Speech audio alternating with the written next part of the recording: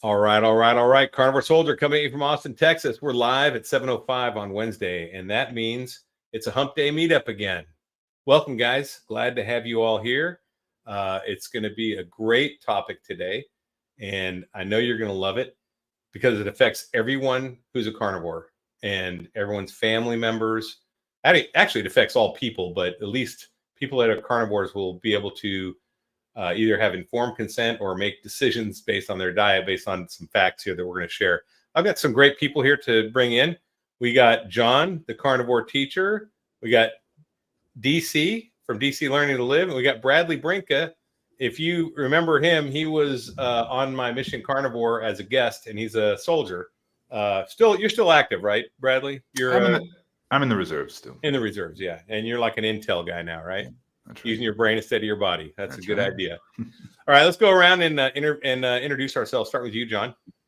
Hi, I'm John. I'm Carnivore Teacher, 1965 on YouTube and a couple of other social media platforms. I became a carnivore a year and 3 months ago. I was ketovore before that and keto before that. So I'm going on 5 years of no seed oils, or as close to zero seed oils as possible. So I have a lot to offer this conversation. I'm a seed oil Nazi. Yes, I am. And I'm looking forward to the conversation. All right, DC, why don't you jump in? Okay, I'm DC from DC Learning to Live. I am, at least 10 years keto, just over a year now, strict carnivore, managing blood cancer, been stage 4 twice, now remission for 9.5 years. And so most of my background is all about your blood work, trying to get that done, and healing your lymphatic system, because that's where most blood cancers start with lymphoma, so things like that. And dead set against seed oils, sugar, and all the stuff that actually poison your lymphatic system. So that's me in a nutshell. All right, Bradley. Quick intro. Hey, Bradley Brincka, live in Northern Virginia. I started experimenting with a ketogenic diet about 3 years ago. Initially, just to lose some weight. But what I found is it actually cured me of my lifelong sugar addiction in a very short span of time. So as I began to accrue the benefits of a keto diet, I got increasingly more strict. Eventually, eliminated basically all processed foods, all seed oils from the diet, and now eat a whole food diet, primarily of animal-based products. So, lots of red meat, lots of eggs, and recently eliminated dairy, which I've seen some interesting benefits from. So, looking forward to chatting tonight. That's great, man. So in case you haven't guessed, since we're all talking about seed oils, that's the topic tonight. And there was a great paper that I actually saw another video on, and I researched and found the paper. And the paper is a narrative review of the Western American diet, or the standard American diet, from a linoleic acid point of view. And if y'all aren't familiar with linoleic acid and seed oils, basically the seed oils, they have an omega-6 in them, right? But it's the wrong one. Am I right with that, John? Yeah. So They have an omega-6. These seed oils have an omega-6, and your body will accept it. But instead of doing the healthy thing that omega-6 is designed to do, because it's a plant-based, it will actually damage your cells, especially because it has a lot of oxidation going on. So it'll actually damage your cells and your mitochondria, cell walls, DNA, all kinds of things going on. And I kind of knew that, but what I didn't realize was the half-life of having this in your body and how dangerous it was. If you don't know what a half-life is, there's a biological half-life. Anything you ingest will have a half-life that it'll go through your body. Even radioactive particles. We used to study this when I was in nuclear power, that there's a radioactive half-life, depending on the particle you ingest, that your body will get rid of over time. And the half-life of this, which means the amount of time it takes for half of it to leave your body, is 608 days. And that to me was astounding, because that means that I'm only 1 year into this. I'm not even at the half point yet. Half of the stuff hasn't even left my body. And it'll take me 5 to 6 years to get it out of my body. So I've got 4 or 5 more years where this linoleic acid is still going to be in my body, damaging cells. Now it'll be less and less, won't be as much, but until I go 6 years, I still have, and as long as I don't reintroduce more of this stuff, I still have that damaging material in my body, in my fat tissues. So what did you guys think about this when you first started? Anyone have any thoughts on that? Because I know, John, you kind of knew. I don't know, DC or Bradley, if you knew this. What do you guys think about that 608-day half-life on linoleic acid? Yeah, it wasn't something I was very familiar with until I had been on keto for probably the better part of a year. I think like shortly before I had really started carnivore kind of exclusively. I remember reading a little bit about it. I don't know if you're familiar with Kate Shanahan's book, Deep Nutrition. I had read that one, where she talks a lot about seed oils, vegetable oils, and I'd seen a few presentations. I think Chris Kenobi and a few others and Tucker Goodrich is another one that comes to mind. Who's always talking about it. And in the beginning when I started the diet, it was like, okay, what is the real culprit here of a bad diet? Is it the sugar? Right. Is it the carbohydrates? Is it the seed oils? And I've never like conclusively thought it's one or the other. I mean, they're all bad in different ways. And the advantage of carnivore diet is that you get rid of all of them. And so whichever one is, the baddest of the bunch, it is one of the great benefits about the carnivore diet. Mm. How about you, DC? What were your thinking of it? I mean, you already shared this, so you knew about it. So what was your thinking on it? Yeah.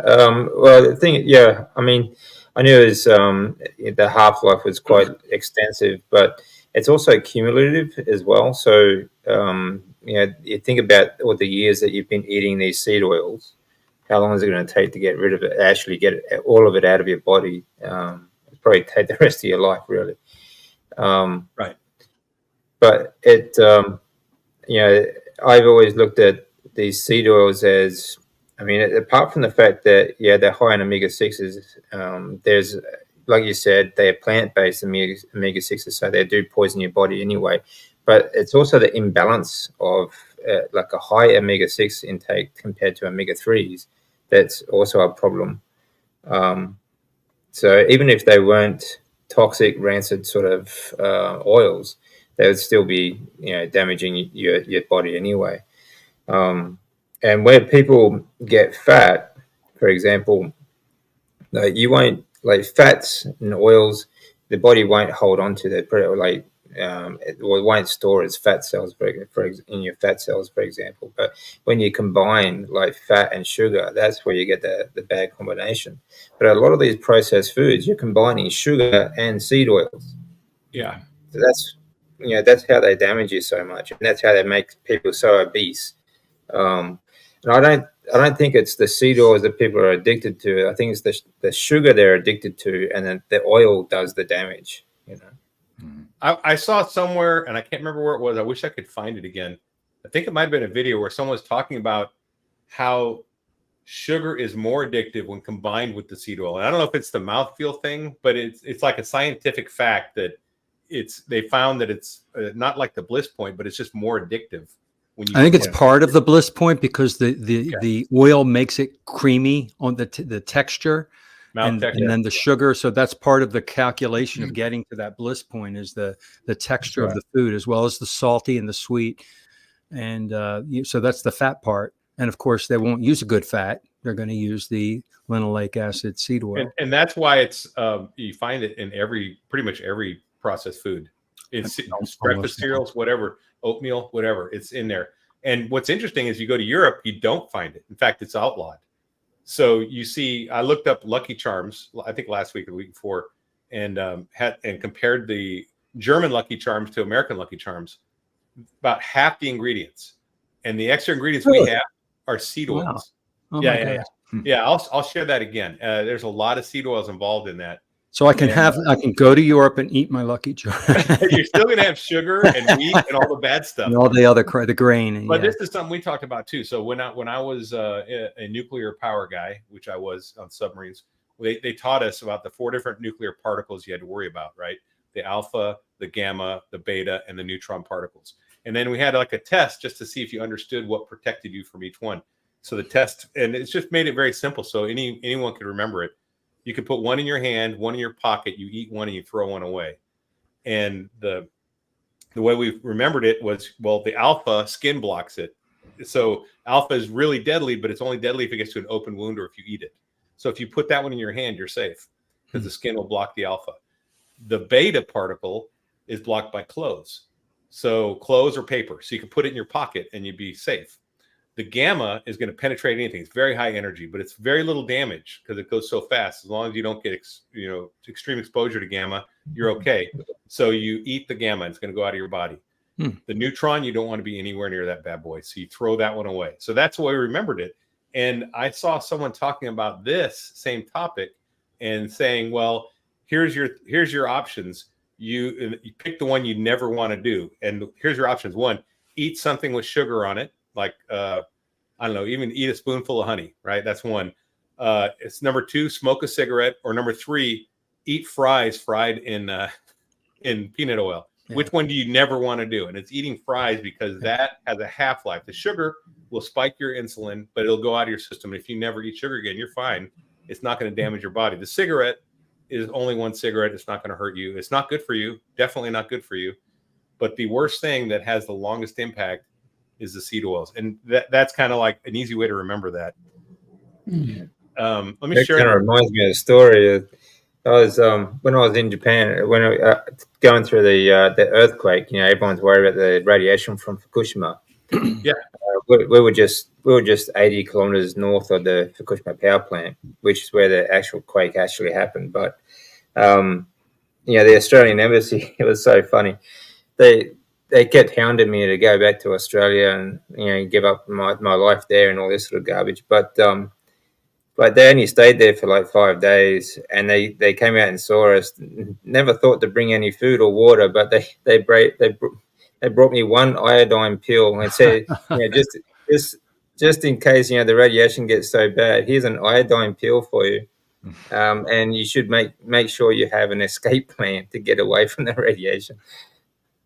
One pill. Okay. One iodine pill. That was it. Yeah. Thanks, guys. I mean, you really need some potassium too. You need different. Yeah, you need different things. But that's funny. They only brought that. Well, this talks about this will remain in your body up to 6 years, contributing to many chronic degenerative diseases. So, I think I've only been carnivore 1 year. I've got a long ways to go to get rid of this stuff from my body. And that 680 days is up here. Is your half-life of linoleic acid. So it's going to take a long time, or up to 6 years, to replace 95% of the linoleic acid with healthy fats.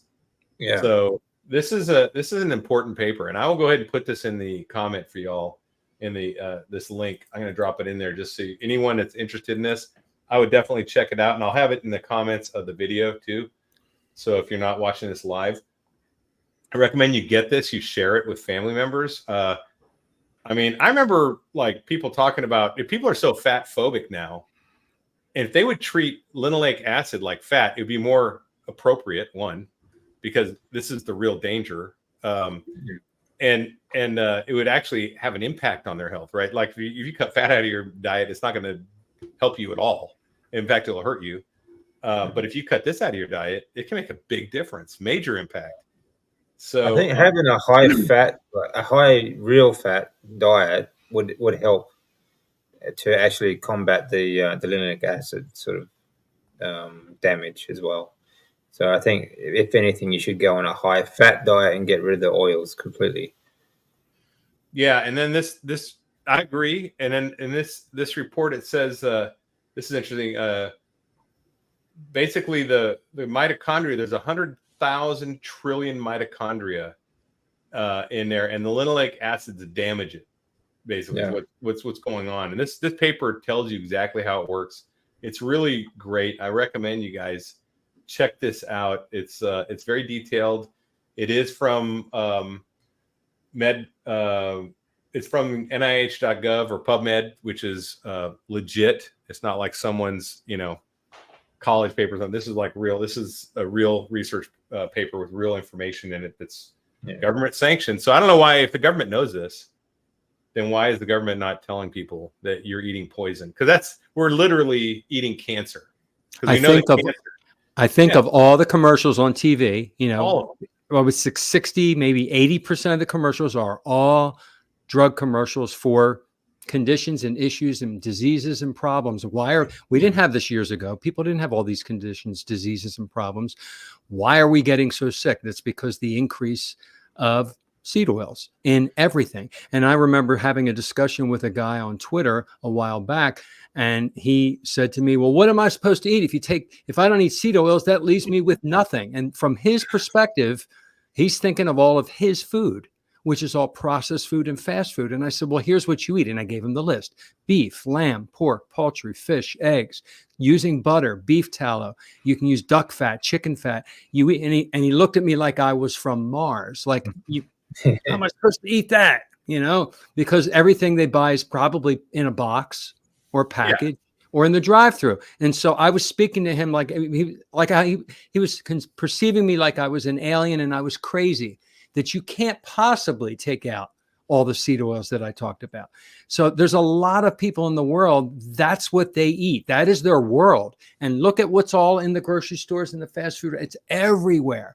And you know, the only way to get away from it is to not eat that food and to eat the food that we eat. You know, you could do keto and do vegetables and fruits, which I disagree with, but you're not getting those seed oils if you do that. Right. So You're getting oxalates and other you're things. getting all the other anti-nutrients, cyanide and Pesticides. yeah. But so you see the increase in vegetable oil. This is just the vegetable oil increase, and you know, basically it ramps up in 1989. This is when it goes insane. So we all grew up, well, not all of us, I don't know, maybe, well, yeah, DC did. We all grew up probably eating fried foods like donuts that were actually fried in lard. They didn't have it in peanut oil back then. Everything was lard. So you went to the donut shop, you got a donut, it was bad. Sugar, wheat, not good for you. Refined flour, but it was in lard. So at least you weren't getting this Linoleic poisoning that we're getting now. Right. And I think this is that change in 79 to 89 and then up. You can see this is where that's where Dr. Kenobi talks about it. I think, Bradley, you're talking about Kenobi. Yeah. Chris Kenobi has a great video, and that's my first introduction. But when I saw that, I just assumed, okay, I just stopped that and I'm clean. I'm basically free of the linoleic acid. But no, you're not. You're still in the clutches for years to come after you stop. So which video did you watch, Bradley? Was it the Down Under one? Yeah, I think it was the Low Carb Down Under lecture. That was a great presentation. That one. That was really good. Yeah, that one was good.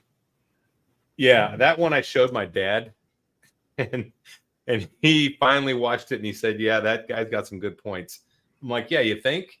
And he's like, "But I'm still going to eat my." The thing was, it had great points, but it didn't drive it home. And now, if I share this with him, after seeing that, that's a good primer. And then this is like the home run. This is like repetition. Sometimes here's they the need to see it facts again and from again. your government of what this is doing to your body, and how dangerous this is. This is so dangerous. I mean, just looking at what this says, it's like this is worse than pesticides. Any pesticides, I think. DDT is nothing on this.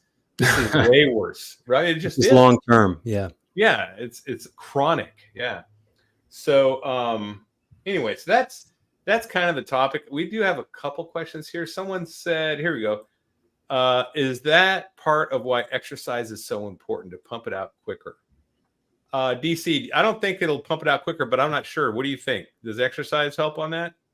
Yeah, I think exercise will always help because, or any kind of movement, doesn't have to be specifically exercise. You just have to move your body because your lymphatic system relies on your muscle contraction to push lymph fluid around your body. But apart from that, your lymphatic system is also the sewer system. So it actually takes away dead cells and all the poisons as well. So it does, movement of any kind is going to help flush your system a lot quicker. Or at least get rid of some of the damaged cells and the poisons in the toxins in your body. So movement is always crucial. Okay. Yeah, I find when I exercise, I feel better. I mean, I just do. I think there's a lot of things that happen I think it'd be interesting to see if when they say like half-life is say what was it 640 odd days or 680 something, days, 680 680 days. It would be a year. interesting to see if they're measuring that on like sedentary people or active people, just to Over see the if there is average. a difference. I think that Yeah. would be a really interesting sort of thing to understand as well. I think you would be right in assuming that it would help. To me it just seems like it would make sense, but Yeah, you know, because you're running things through your body, more water, more sweat, more, you know, and also you're decreasing your fat if you're doing this, hopefully, and especially if you're eating a proper diet, then you're decreasing your fat to your adipose tissue, which I think this linoleic acid sits in there, right? Sits in the adipose tissue. Yeah. So that's when you start. Yeah, when you're mixing the sugars and the linoleic acids and everything like that, that's when you start storing all those, in your fat cells. So if you can get rid of, move your fats and, like I said, like get rid of the waste from your lymphatic system, it's going to help a lot. So.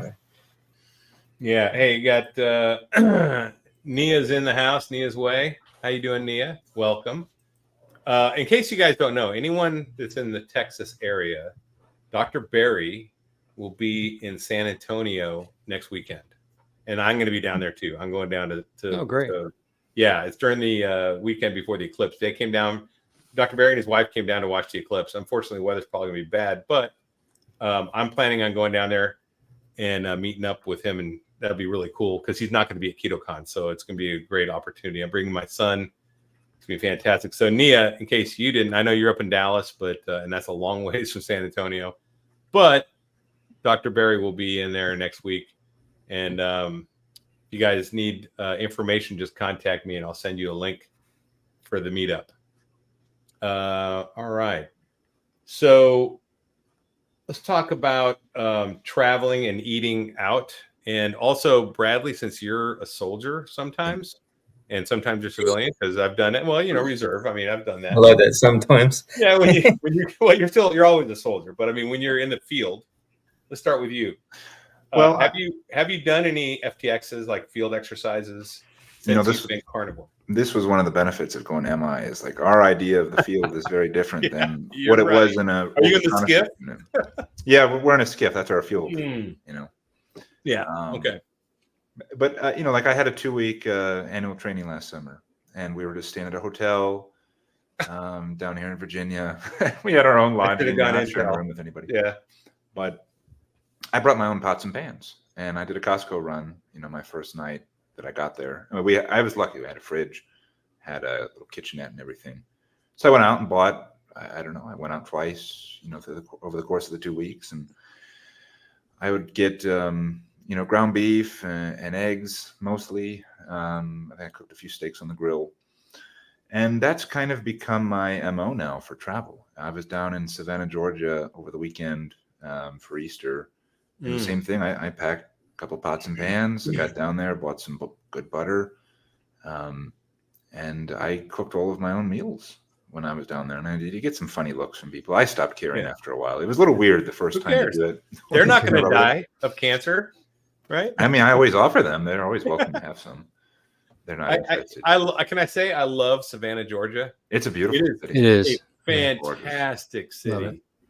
It's so much history. It's so interesting. All the weeping willow trees. And and the eccentric people. They're real. Mm-hmm. So if you want to get a feel for it, you can't go. Watch or read Midnight in the Garden of Good and Evil. The movie's great, and it's the reason the movie's great. It follows the book almost exactly, but Kevin Spacey's in it, and what's the other guy's name? I forget his name, but he was the guy from Say Anything. What's the guy's name with the radio over his head and everything? Oh, I can't remember. Anyway, I'll think of it.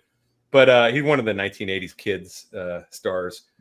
I do a lot of international travel for my work, and this is a bit of a challenge sometimes. But the places I go to, so I've been to Eastern Europe quite a few times. I was in Cyprus back in December, down in Mexico, and I'm kind of forced to go out to eat, forced to go to some restaurants. I'm not going to fast for 7 days. I guess I could, but I'd be a little bit miserable. Not fun. But I've come up with a few ways, I mean, to get around this. I'll look for good restaurants, and honestly, I even going to an average restaurant in a place like Slovakia or Austria, I mean, I think the quality of the restaurant food is just far superior to what you're going to get in an average restaurant here. So it's cooked, almost certainly cooked in something better. So I'll go to a steakhouse in Austria, and it's no different than going to a really good steakhouse here. But one of the things I've done recently, I'm really curious to try it on my next trip in a few weeks, is I made some pemmican. I actually watched one of Nia's videos, kind of used her recipe, did a slightly different protein, the fat content. But I made some pemmican with a dehydrator and some beef tallow, and it turned out really well. It looks like a brownie from the outside. Really? But That's it's cool. It's nature's kind of original protein bar. It's what the Plains Indians used to use for thousands of years. And the British Army in the War of 1812 ate pemmican when they came. They made their own and ate it for. So yeah, it's really good. I mean, I wish we could go back to it, and it'd be better than MREs. Anything's better than an MRE. Those things lock you up. They're so terrible for you. Yeah. There's a great book. I don't know if you're familiar with a guy named Vilhjalmur Stefansson, who early 20th century polar explorer. I read his book, which was I haven't read it. Not by Bread Alone, is kind of a sort of a half memoir, half him ranting about nutrition in the early 1920s to the 40s. And it's funny because you read it and you realize that the debates that we're having today, or the things that people are talking about in this space of diet and nutrition, they were talking about it 100 years ago. And you had some of the same kind of the same divisions between people who were more plant-based and people who were advocates for a more meat-based diet, and they use different terminology, but it's fundamentally the same argument that they're having 100 years ago. That's pretty interesting. And it's like we just keep repeating the same thing: rinse, wash, and repeat, right?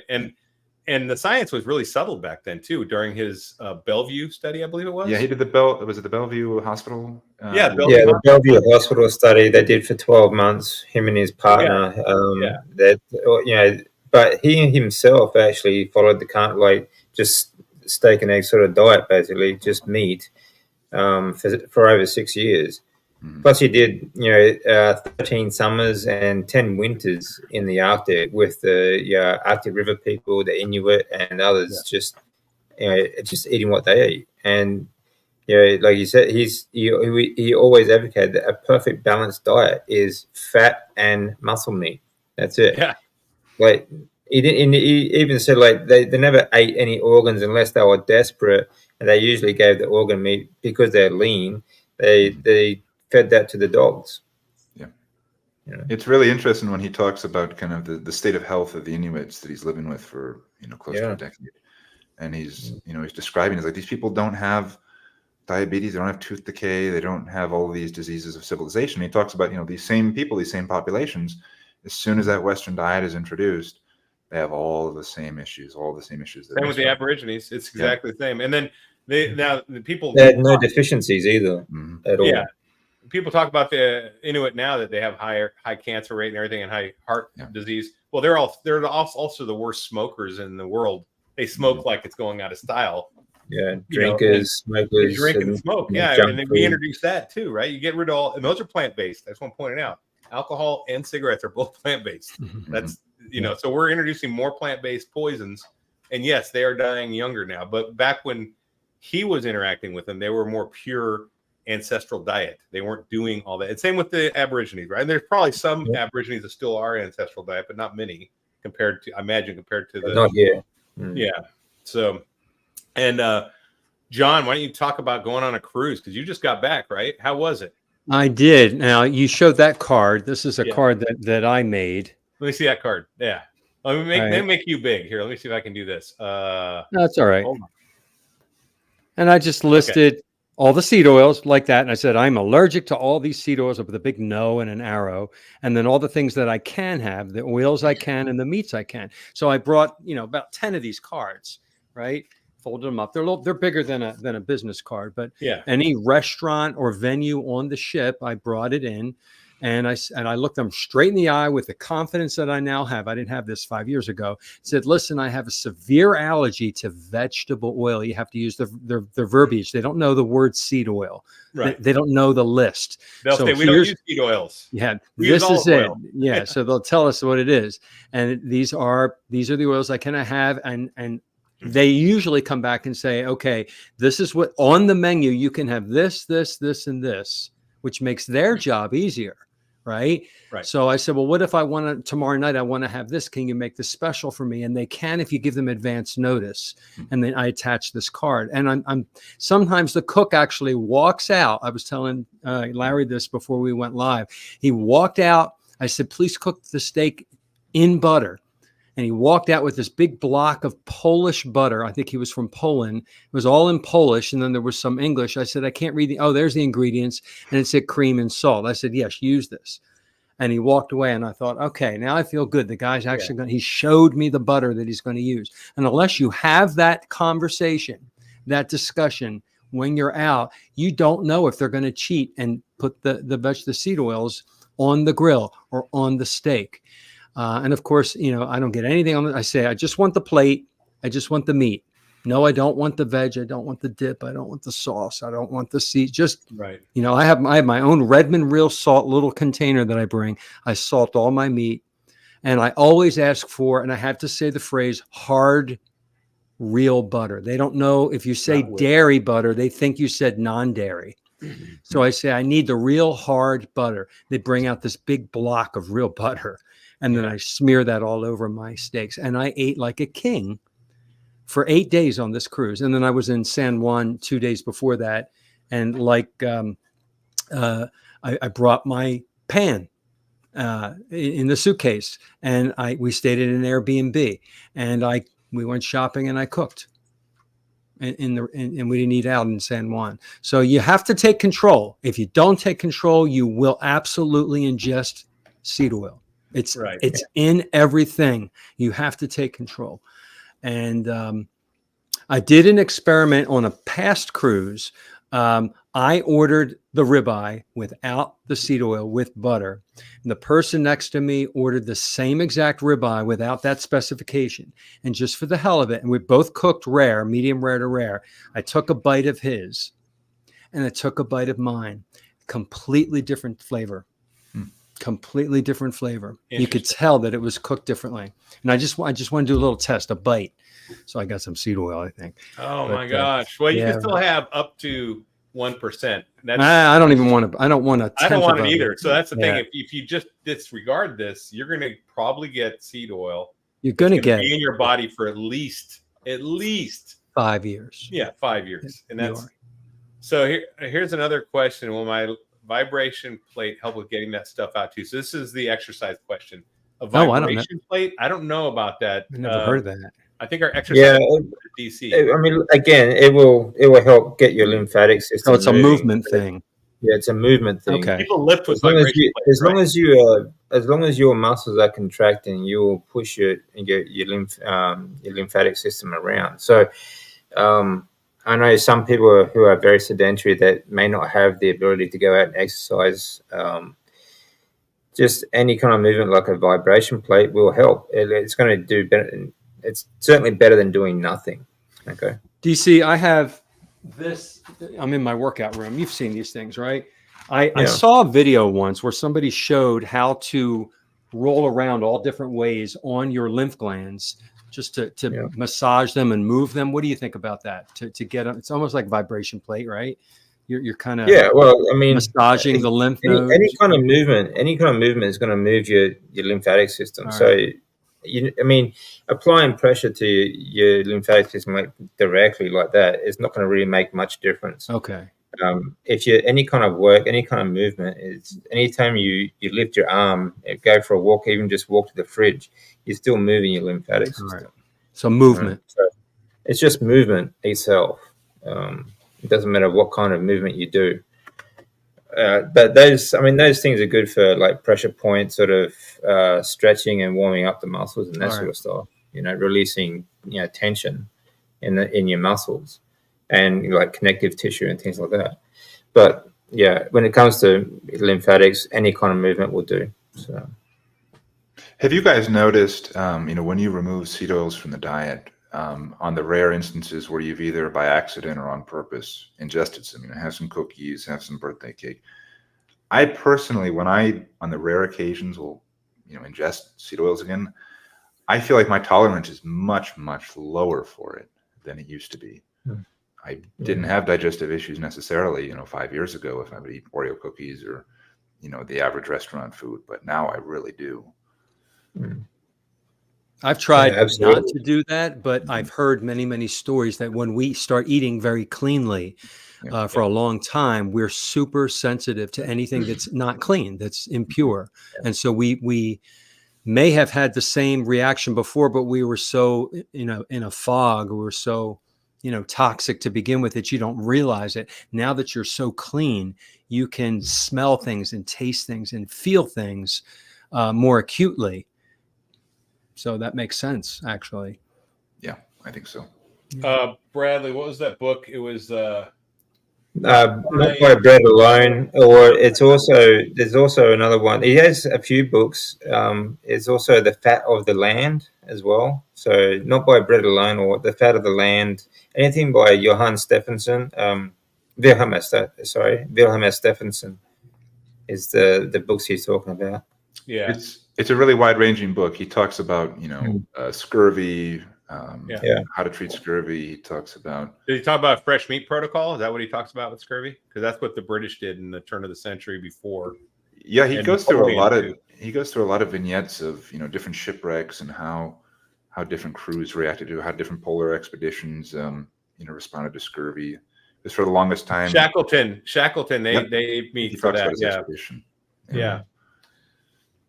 Cool. Okay, Steve Ford's got a question here. Do you know if Hack Your Health Carnivore Meetup will have recorded CDs of individual subjects? I don't know that. I've never been to one. This is my first. I do know that you can purchase the online streaming replays extra. I know that. I don't know if you can buy it after the fact or if you didn't go, but it's part of the ticket purchase when you buy, where you can stream it. But I don't know. I don't know if they have CDs. Sorry. If anyone knows, please post in here. I just have no idea. I've not been on that. All right.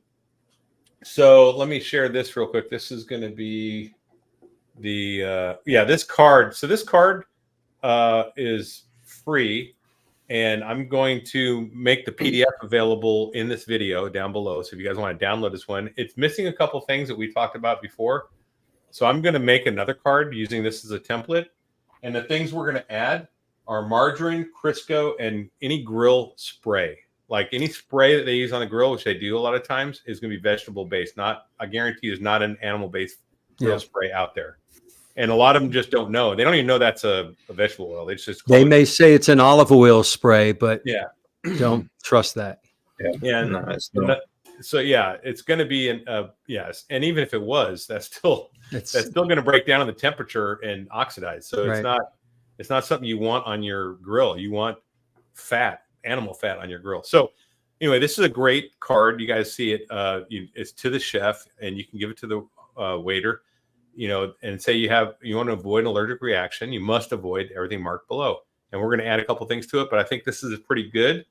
You can definitely get this one down in the description of this video. I'll have a link to it, so you can actually do it without waiting for me. But I am going to make one for Carnivore Soldier that basically is like this and has my little logo on it and add a couple things to it. Are you going to take off the avocado and olive oil on the bottom, because they'll use it, they'll have it, and then I'm not going to put olive oil or avocado. I'm just going to take those out. I don't think. I mean, coconut oil.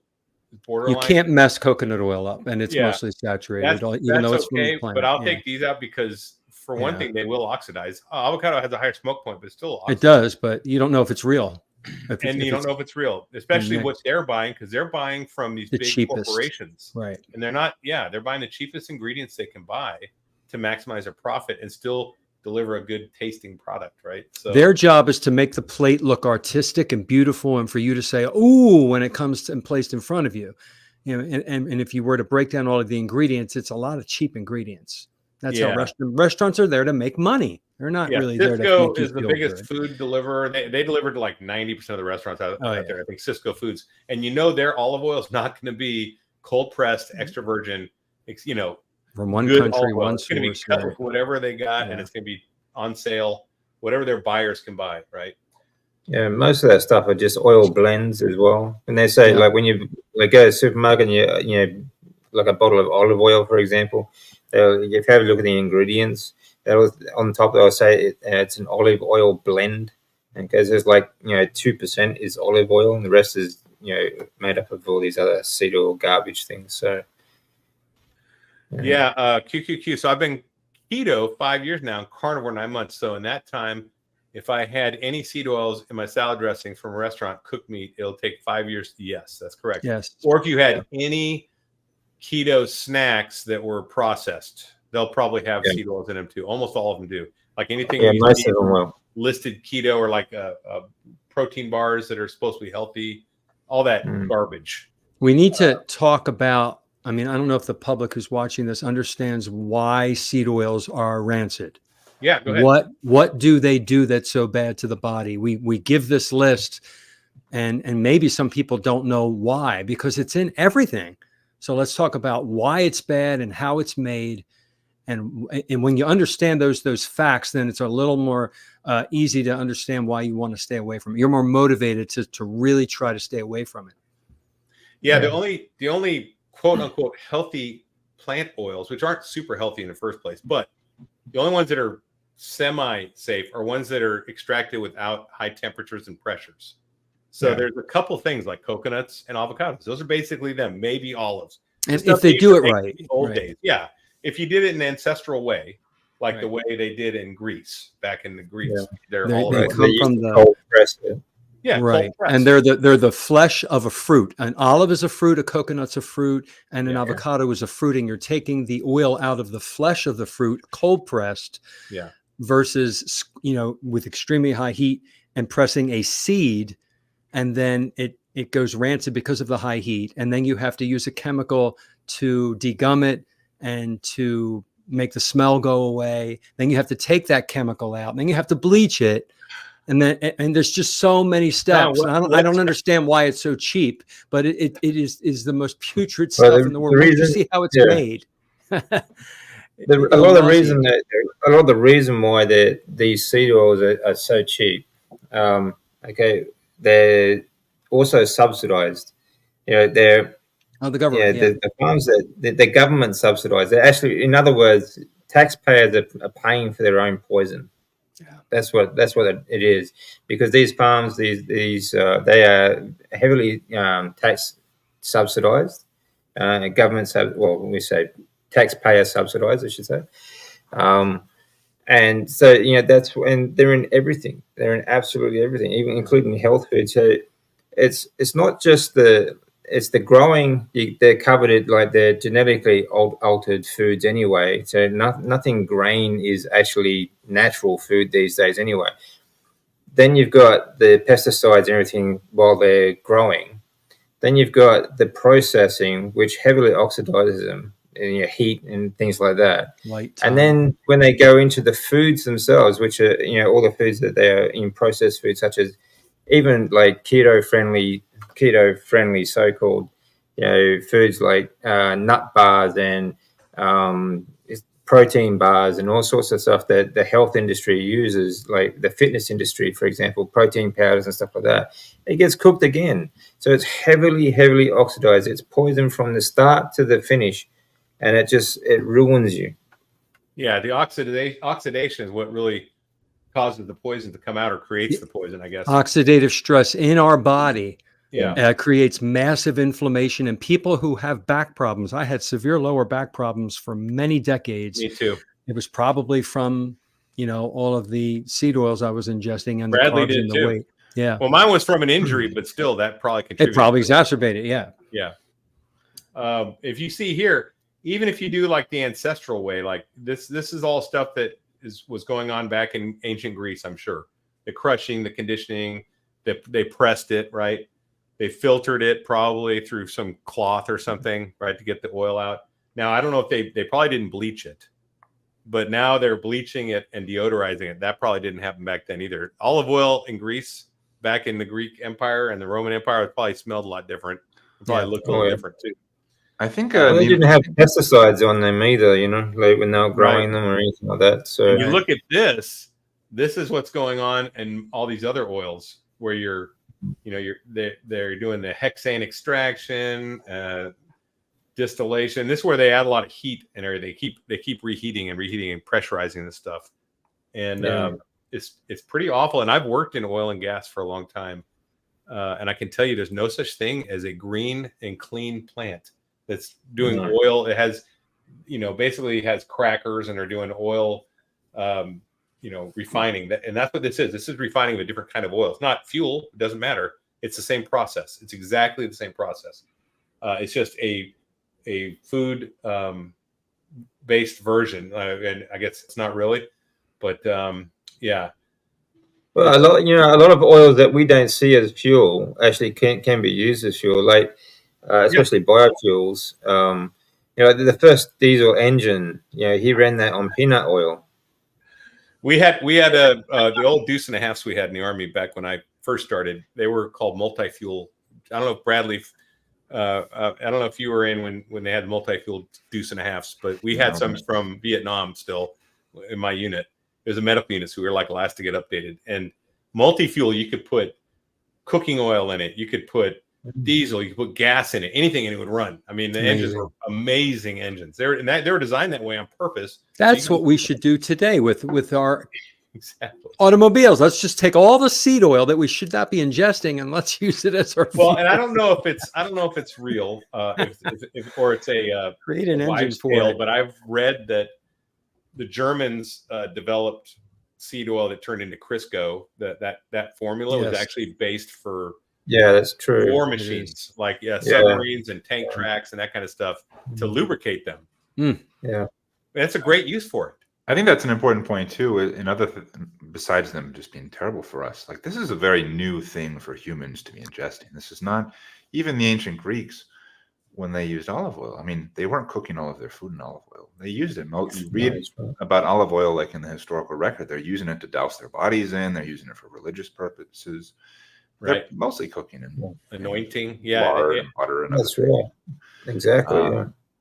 So these things that we associate that are just ubiquitous in our food chain, our food supply, have only been around for 120, 130 years, maybe. 100 years at best until they've been broadly available for most people. And before that time, there were almost no heart attacks. Yeah. Right. You talk, Dr. Anthony Chafee talks about this all the time, how they've done biopsies and autopsies, and they can't find a heart attack before 1911. All right. And then right around that date.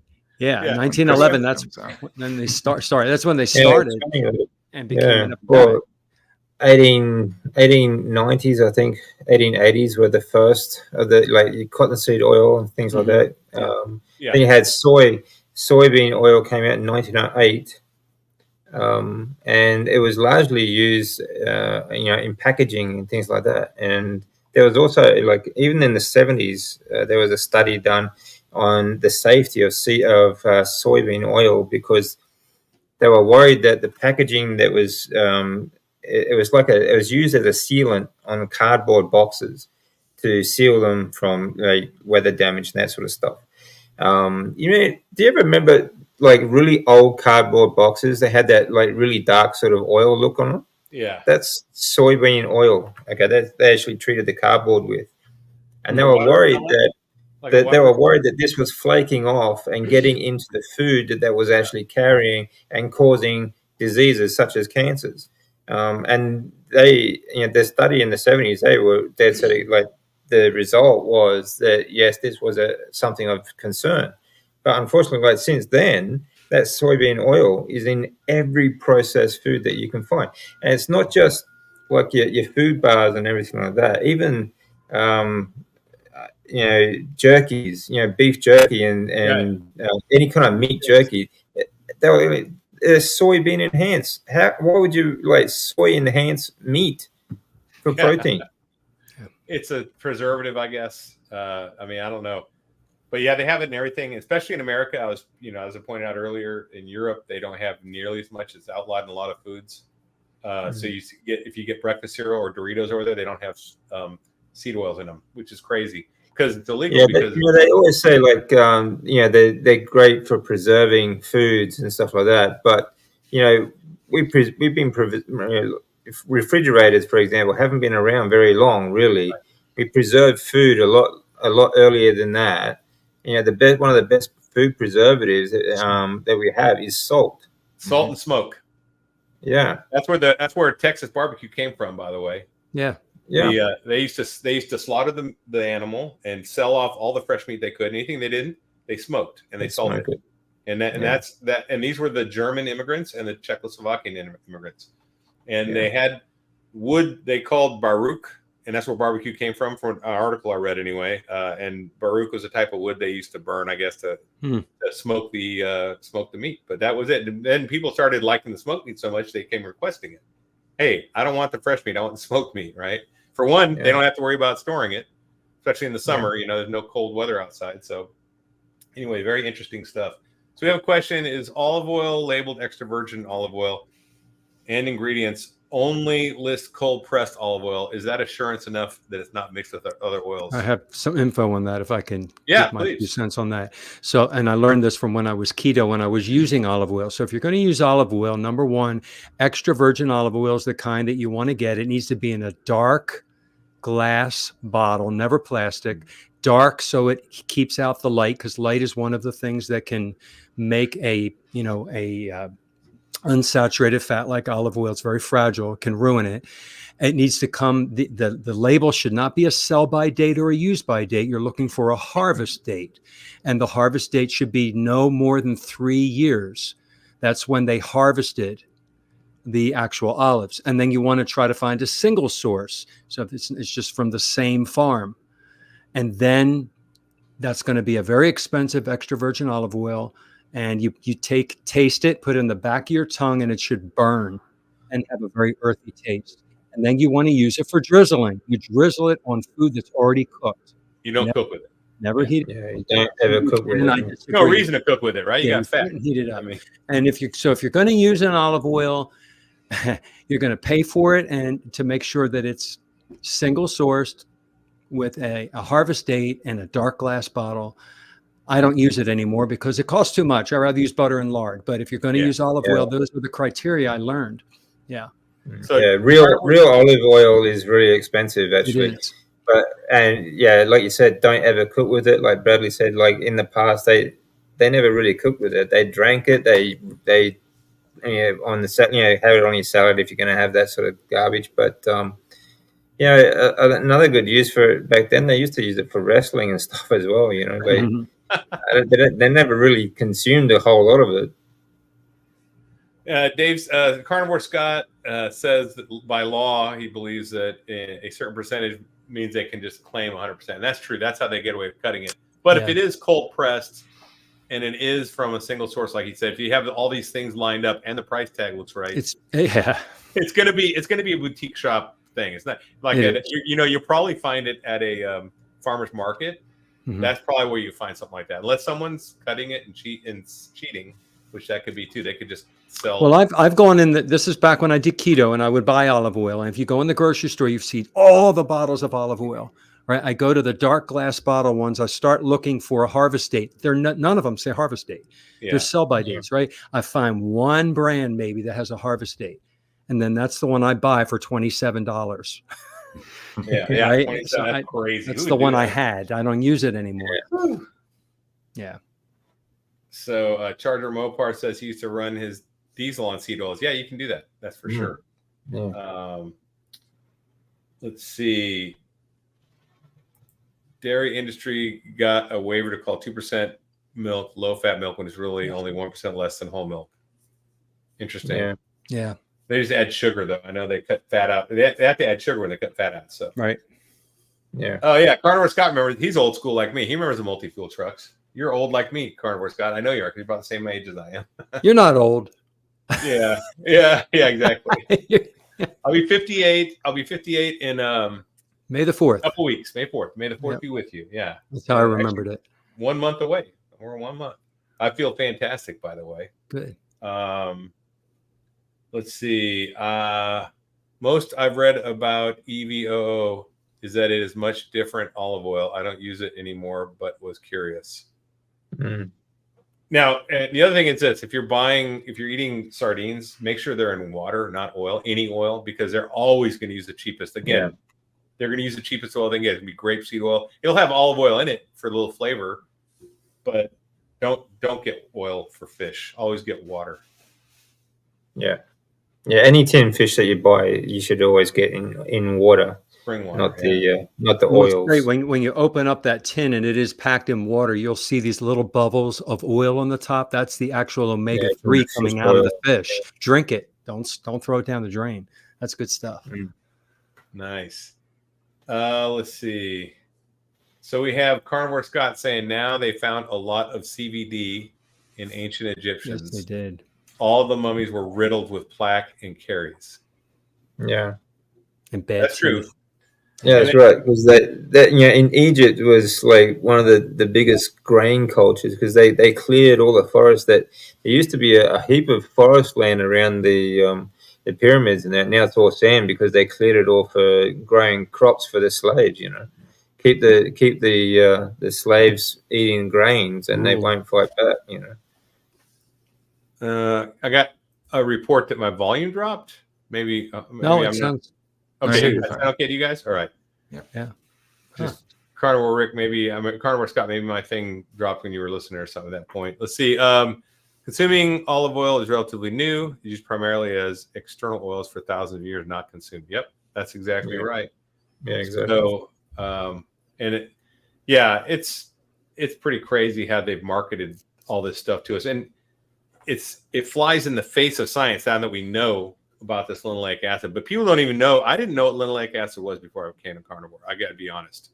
I don't know if you guys did. I mean, I wasn't really into the nutrition thing that much. I had when I did keto, it was just for a purpose of getting ready for school. So I was like, okay, carbohydrates bad, sugar bad, get rid of that.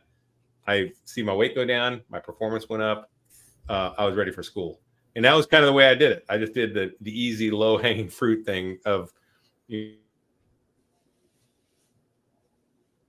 once I went carnivore, and then one of the first videos I saw was that Kenobi video, and I was like, "What? This is crazy talk," And I didn't even know what linoleic acid was. So it's a learning curve, man. There's so much to learn. Once you start learning a little bit, you're like, oh, you want to learn more, because these are epiphanies. Like, whoa, I didn't know that. I need to learn more. And I'm attracted to that's me. I love to learn this information. You're a teacher, man. You're that's your wheelhouse. I get high on. It's a steep learning curve, I think. But I think in general, like people, you don't need to know all the mechanisms of the body to understand that real whole food is going to be much healthier for you. And it's just, you don't have to get too technical about it, but in your own life, it really is it is a much simpler thing than you really think it is. Eating is very easy. It should be very easy. Should be. I mean, we're an animal. Yeah. We just happen to be the apex predators, but the next basic instinct. We forgot all that. Everything gets so complicated with all the commercials on television and all the products that are colorful, and they want to make they want to make money from us. That's right. I like to compare it to driving a car. You don't have to know about what voltage your electrical system has to be at, and you don't have to know what octane fuel you need in there or what your weight of your oil needs to be. All you need to do is be able to get in there, turn the key, and operate the pedals and drive and turn it, and then trust that it will work the next time you get in and do the same thing and get the same results. So you can actually start just knowing that and then get into it, become an enthusiast. But isn't it nice to know all that information too? It is nice. Yeah, it is. Yeah. And it's good. I mean, if you're going to be a car owner, you do want to learn that stuff. Yeah. You should know that, I need, 12 volts DC, and I need to have this octane of fuel, and I should have this weight of oil. You should know that stuff and what pressure needs to go in your tires, Right. But when you first start driving, you don't have to. You can drive for years without knowing that stuff. A lot of people still do. Yes. Yes. Yeah, a lot of people go their whole lives not knowing. So they do. I have a neighbor that They have the company come with the tow truck. This is how they get their oil changed. The tow truck takes the car away. They do the oil, then they come back and they dump it off. That's how they get their oil changed. I don't think they know even how to do anything. So Julia Venetian Cat Fine Art says, "Hi Larry, hi everyone. I've had real olive oil in Italy. Nothing like the swill they sell." Yeah. I mean, she means here, I'm sure. Yeah. Happy to use lard, butter, and tallow. Yeah. That's. Yeah. I'm sure you can get, just like going to a vineyard and getting real wine. You can do that Right. in a small mom and pop vineyard. You probably do that with the olive oil in Italy. That's pretty cool. And cooking with tallow and butter, it just tastes so much better. You cook a it's steak so and good. with like Pam versus cooking it with, tallow that you can make at home. Basically for free. You just get fat from the butcher. And this came from the saturated fat scare and heart disease and Fat cholesterol. phobia. And this is why everybody switched to vegetable oil, seed oils. And so today people are still using Pam. They'll spray the pan lightly with Pam, which of course is soybean oil.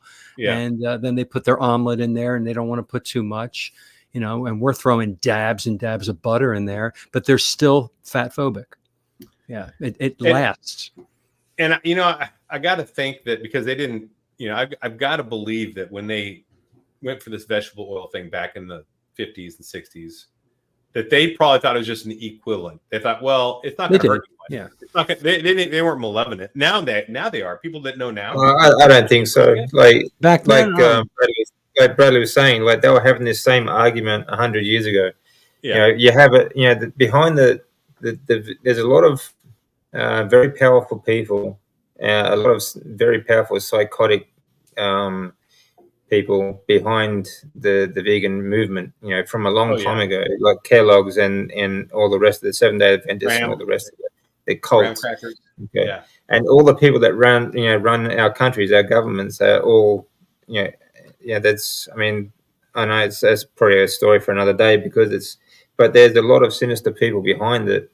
And they know, the people in government, for example, they won't know because they're just useful idiots. But people pushing this sort of stuff, they know exactly what, this stuff does to people.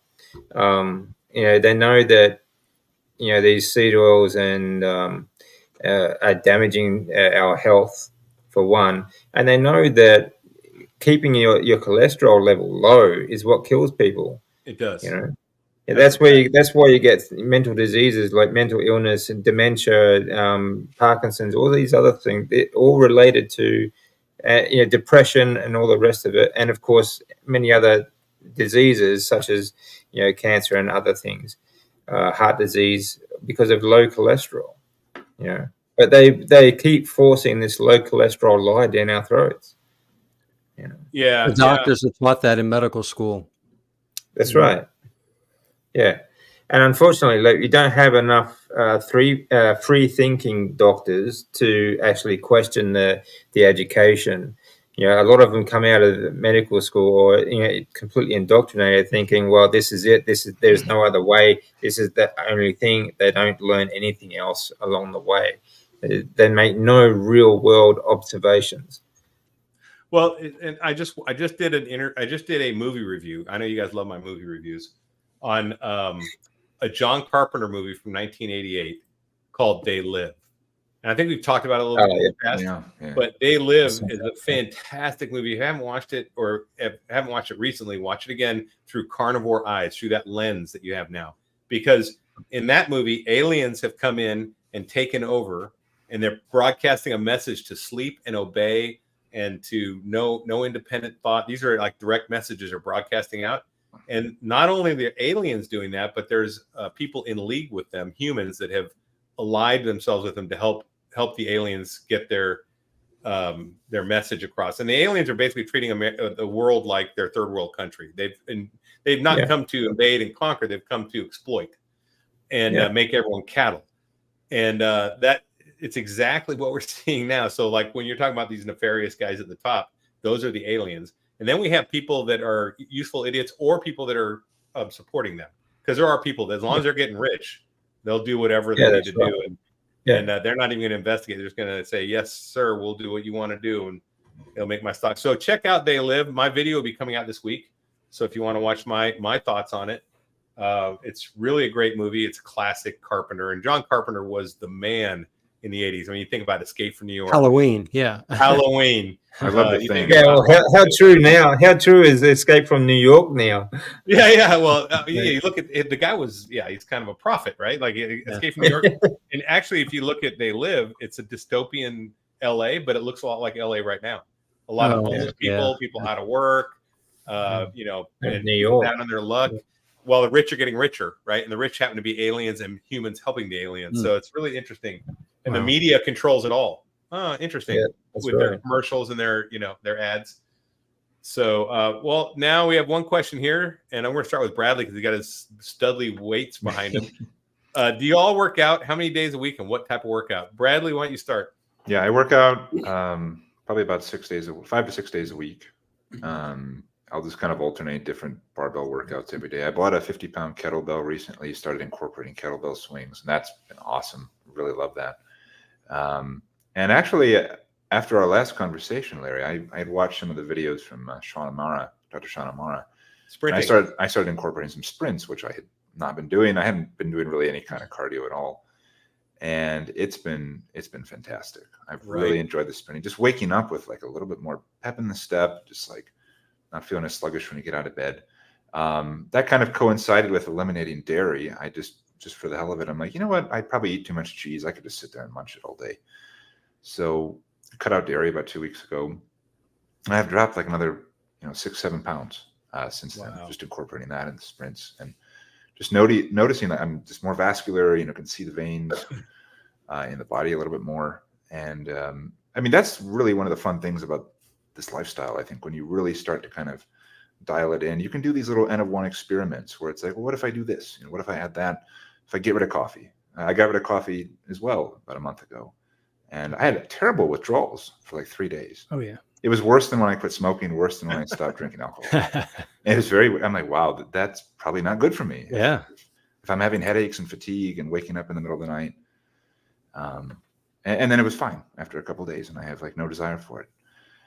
So you can always kind of be fine tuning these little things. Bradley, you touched on it. Why don't you expand on quitting smoking and drinking? Because you never set out to do either one of those, right? No. So when I started doing keto, like I said, it was just I wanted to lose weight.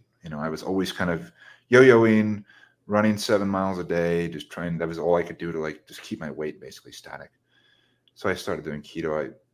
It was a really dirty keto, like I said, because I was overseas. I was deployed at the time. I was on a military base. And, I'm sure I was still ingesting seed oils, but even eliminating all those sugary foods and snacks, weight just started peeling off. And what I found was over the course of the next year, especially as my diet got a lot more strict, that I had just naturally started tapering off the use of alcohol and tobacco. Not to where I was like trying to quit it or anything, right? But I just wasn't doing it as much. And then eventually, I hadn't bought any tobacco in a while. I'm like, well, I'm just not going to buy anymore. And so I quit that effectively cold turkey last year. And alcohol, very rare instances I'll have it. If I see a couple of guys I deployed with years ago, right, I'll have a shot of vodka, but I don't keep any alcohol in the house. I don't drink it all otherwise. That happened to me too. And we're not unique because I've heard it from a lot of other people. Their addictions, whether they be gambling, whether they be sugar. I think it's because you get rid of some addictions, then all of them start falling away. The power drops, I think, for me. So anyway, I just wanted you to share that because I think it's super important. It's a great, hopeful message. All right, DC, workout routines. Yeah, I mix it up. I like training. I do something at least every day, even like an active recovery sort of day. Like I'll go for a walk with, say I'll do some rucking. So I'll carry a 50 pound vest and bag and go for a hike. I'll also carry a 50 pound vest for sprints, stair sprints. I like doing stair sprints. I like plyometric calisthenics and a lot of bar work at the gym as well. Sometimes I'll mix it up between volume and high intensity training. So I do all this, anything. I just feel like anything I feel like doing. So yeah. Just mixing it up. That's good. That's a lot of functional fitness. Yeah. So what about you, John? Do you do any exercise? Yeah, in the morning I go for a bike ride almost every morning. I try to do it, watch the sunrise. And lately I've parked the bike at a tree in a park, and I'll do a sprint to the next tree and back. I do that a couple times, and I get back on the bike. I finish my ride. Then I have a Bowflex Revolution machine that I bought during COVID lockdown, and I still use it. I haven't gone back to the gym yet. And so I'll do back and buys one day, chest and tries the next day, shoulders, legs, abs. The third day, I do abs every day. And then I'll take the fourth day off. So I do 3 on, 1 off. And every night after dinner, I go for like a 2-mile walk and come back. I usually go barefoot. I try to ground. Yep. I live in South Florida, so it's not cold. And you do it enough times, and if it starts raining or whatever, then I can't do it. I miss it. Like it's not a chore for me. I love doing this stuff, and when I can't do it for whatever reason, I go through a little withdrawal. Like, man, I can't do my bike ride. I can't go for my walk. So I like, I look in the mirror and I see a vein that I didn't see before. And I think I'm aging backwards since I started going carnivore. Yeah, I am for sure. I work out at least 4 times a week at the gym. Plus, I do a lot of physical stuff at home, yard work. Like, I just dethatched my front and backyard, and I did it manually with a rake. That's work. That's a lot. That is a lot of work. Yeah, it kicked my ass. I got blisters. I still have a blister here where and I ripped I had to get I tried it without gloves first. Get some gloves, Larry. Yeah, I put gloves on afterwards. I was like, all right. I thought, carnivore's gonna protect me, right? Well, you're not bulletproof. Right? You're still gonna get some blisters. But I'm lifting like I was in college again. I'm running sprints. That's great. Today I have a random timer app on my phone that if I hit, it'll automatically generate a number between 8 and 30 seconds. And I don't know what it's going to do. So I hit it and I run.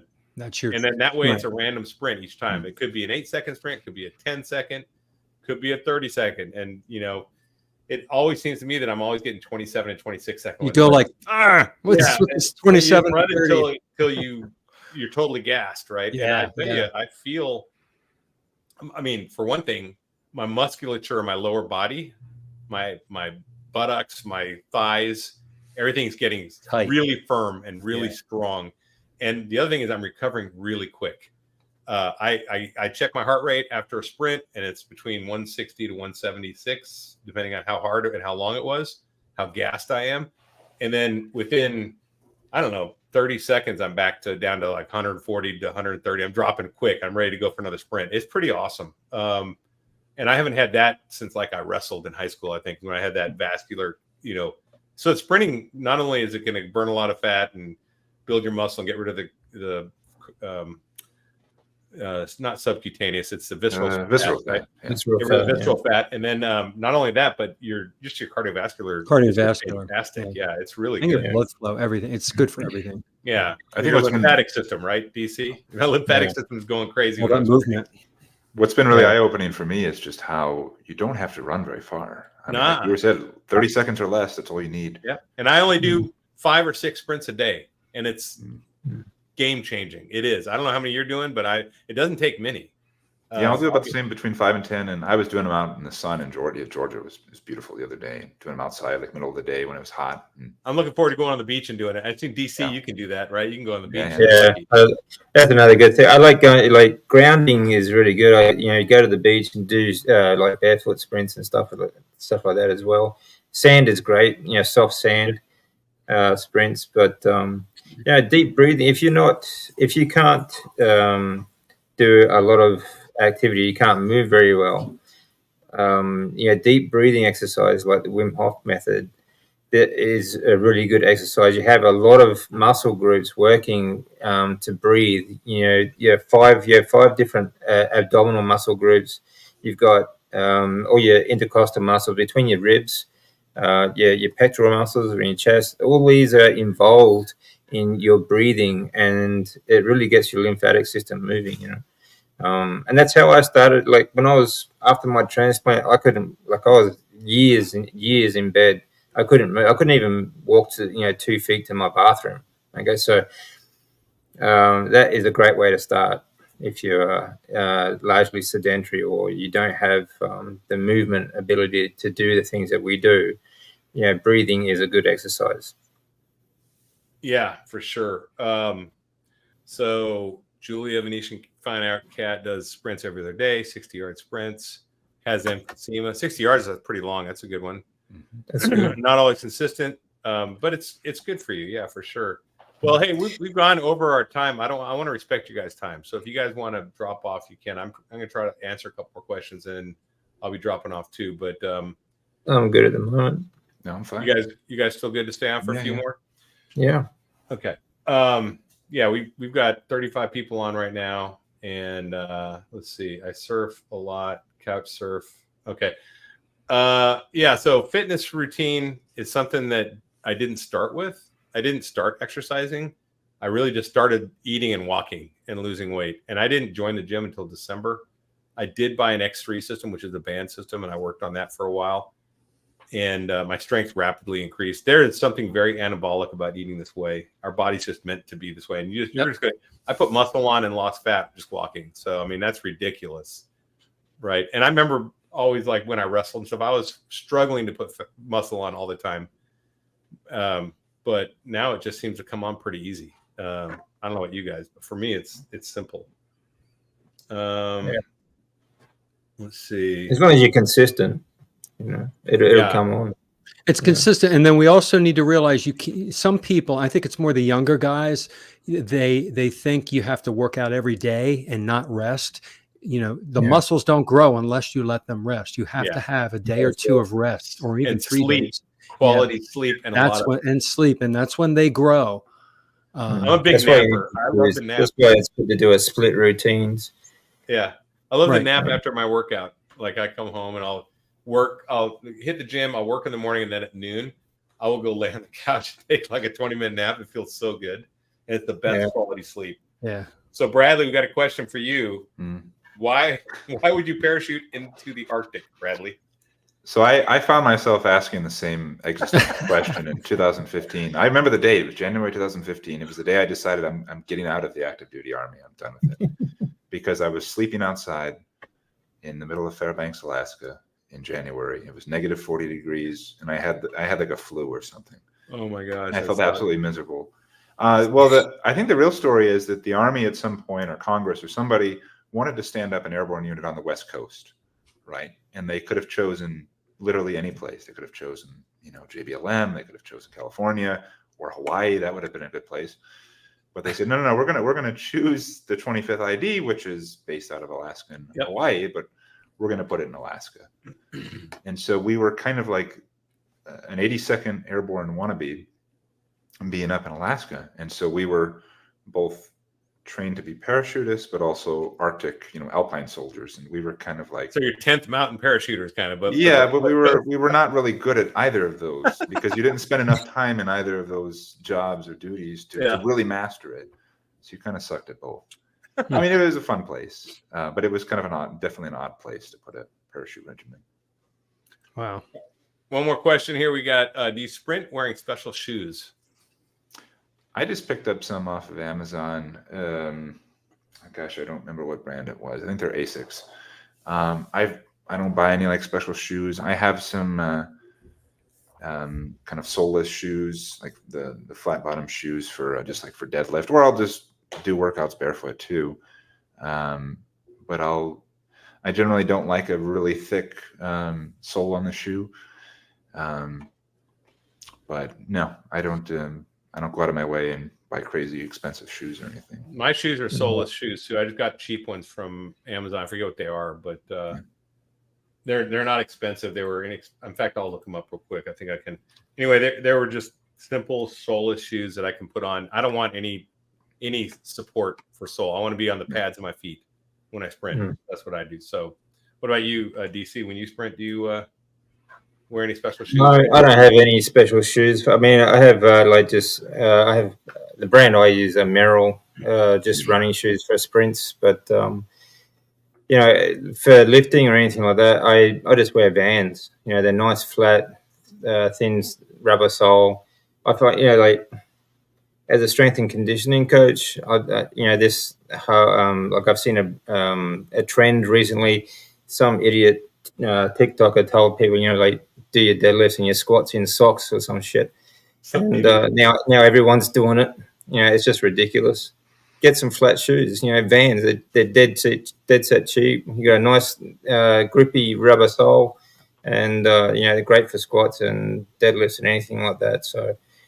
That's all. I mean, if you can't train in rags, I don't see what the whole. Then you don't know what you're doing. Simple as that. Like, I don't get the whole fashion trend about gyms at the moment. You know, the stupid outfits that most women wear. They wear it like a uniform. You know, it's utter stupidity to me. A lot of money. There's a lot of money being spent in workout clothes, and if you see the price of the sneakers in the stores, the kids have to have them. You know, as a teacher, they had to. They had to be. They're over $150, $200 for a pair of sneakers they're going to outgrow or wear out. It's not in no time. It's crazy, and they wear it like a uniform. It's like right, you know, right. Yeah, so it's the same as, you know, anything recently like that Stanley mug thing. Like some idiot TikToker said, "Oh, look, this Stanley mug's wonderful," and now everyone in the gym's got one. It's like you got to be kidding me, right? Yeah. They wear it all part of it. It's like a uniform. And women, like, it doesn't matter what size they are either. They're all wearing the same skimpy outfits, or the like. Seriously, if you can't train in rags, you don't know what you're doing. I just got these shoes. They're athletic shoes. They have no real sole. That's a decent price too. $37. They're cheap, and and I use them just for when I want a flat sole walk or when I want to sprint. I think I've got the exact same ones. If it was like the first or second choice on Amazon, if you type, they were, and they're within men's cross trainer. I'm like, that's minimalist shoe. That's what you want. Yeah, you just don't want a lot of support because you want to be able to flex and be off your toes. Right. Yeah. You should be running on the pads of your feet, and not heel striking when you sprint. You should not heel strike. Yeah. So that's all that. Anyway, so all right, guys, I'm going to drop you guys out and say goodbye. Right. It's been a long night. It's been great. If you guys stick around, we can talk for a few minutes afterwards, and we'll just see everyone. So, all right, dropping you out. All right, guys, that was a fantastic show. We covered so many great topics, answered some great questions. Thanks for stopping by. If you haven't yet, like and subscribe. Carnivore Teacher, 1965, and of course, DC Learning to Live. Bradley Brincka does not have a channel because he's just a carnivore experienced guy and a soldier, but he's a good friend. So you don't need to support his video because he doesn't have any yet. But if he ever does one, we'll definitely be there for him. Anyway, all I got to say is stay strong and overcome. Carnivore Soldier out.